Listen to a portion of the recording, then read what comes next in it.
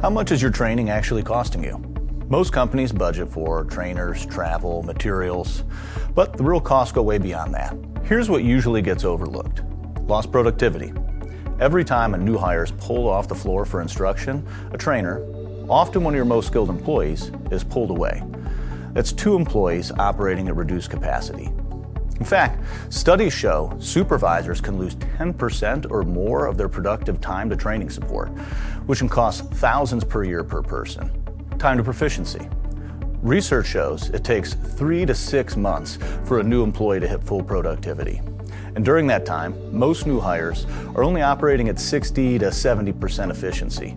That means the productivity gap costs thousands of dollars per employee during ramp-up alone. Training-related downtime. Traditional methods often mean shutting down equipment, pulling teams away from their work, or taking supervisors out of their roles. And when equipment has to be shut down for demos or safety walkthroughs, that downtime adds up. For some operations, just an hour of disruption can cost up to $260,000 in lost output. And then there's retraining and mistakes. Because if employees don't retain what they learned, you're paying for errors, rework, and sometimes even burnout. Add all that up, and inefficient onboarding can easily cost your company 6 figures or more.